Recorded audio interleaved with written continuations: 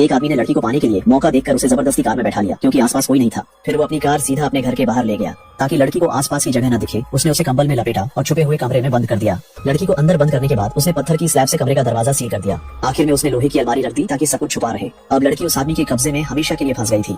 कुछ देर बाद लड़की को होश आ गया। उसने देखा कि वह किसी अजनबी जगह में है और उसे समझ नहीं आया कि आखिर उसके साथ क्या हुआ है। उसने कई बार जोर से दरवाजा पीटा लेकिन कोई जवाब नहीं आया। अब लड़की पूरी तरह टूट गई थी। तभी उसे एहसास हुआ कि उसे सच में किसी बुरे आदमी ने अगवा कर लिया है। कुछ देर बाद वो आदमी कमरे में आ गया। वो एक गद्दा लेकर आया और बड़ी फिक्र से जमीन पर बिछा दिया।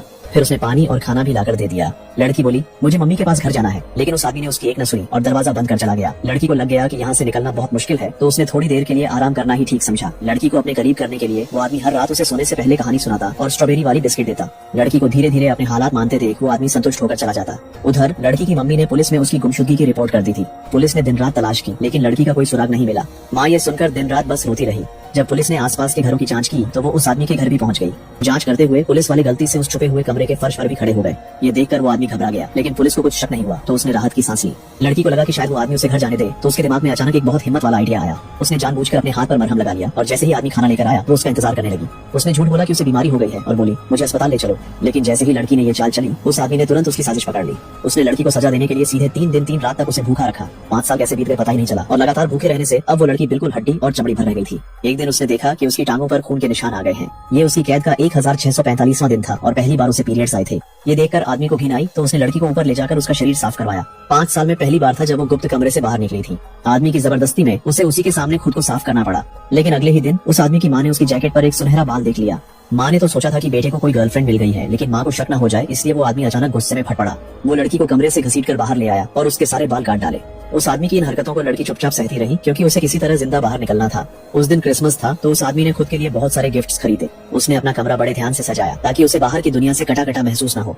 फिर वो वीडियो कैमरा लेकर आया और लड़की को गिफ्ट देते हुए सब रिकॉर्ड किया। उसने सारा को एक म्यूजिक प्लेयर दिया और उसने खुशी का दिखावा किया ताकि उस आदमी का अजीब सा मन शांत रहे। त्योहार आते ही माँ को अपनी बेटी की याद और भी ज्यादा सताने लगती थी। वो हर वक्त उसकी कमी महसूस करती थी। दादी ने भी उसके लिए खुद स्वेटर बुन दिया था। बस इंतजार था कि पोती घर लौटे तो उसे पहनाए। लेकिन उन्हें ये नहीं पता था जिस बेटी को उन्होंने बचपन से प्यार और दुलार दिया था वो अब एक दरिंदे के हाथों रोज मरमर के मजदूरी करने पर मजबूर है। एक रात वो सारा को अपने कमरे में ले गया, उसके हाथ बांध दी और फिर अपना पहला शारीरिक रिश्ता उसी के साथ बना लिया। भले ही वो दिखावे के लिए सब कुछ खुशी खुशी सहती रही लेकिन उसके दिल में भागने की उम्मीद कभी भी खत्म नहीं हुई। अब लड़की को कैद हुए 2029 दिन हो चुके हैं। वो पूरी तरह उस दरिंदे की गुलाम बन चुकी है। दिन भर उसी के लिए घर का काम करती है और तो और उसे अंडरवियर पहनने तक की इजाजत नहीं है। सारा अब गुस्सा भी नहीं करती क्योंकि अगर उसने जरा सा भी विरोध किया तो उसे बुरी तरह पीटा जाता। वो उसे कुत्ते की तरह फर्श पर गिरा खाना चाटने को मजबूर करता और ये सब यही खत्म नहीं हुआ। जैसे ही वो सोने लगती आदमी जानबूझकर बार बार लाइट की स्विच ऑन और ऑफ करता रहता। सारा सिर्फ यही दिखाती कि उसे फर्क ही नहीं पड़ता। सारा के इस दिखावे ने उस दरिंदे को बेफिक्र बना दिया।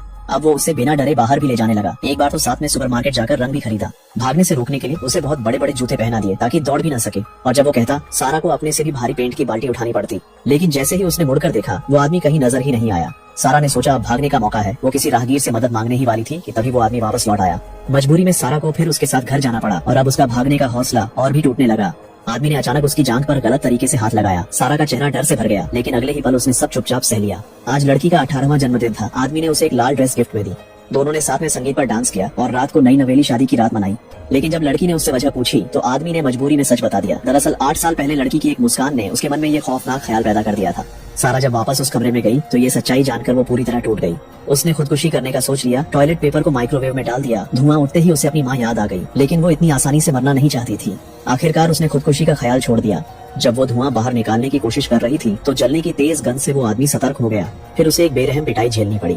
उसने सजा को और भी सख्त कर दिया। अब सारा को रोजाना सिर्फ एक टमाटर का टुकड़ा खाने को मिलता। लड़की ने उसकी 8 साल की सारी हैवानियत टॉयलेट पेपर पर लिख ली ताकि जब वो बाहर निकले तो आदमी को सजा मिले।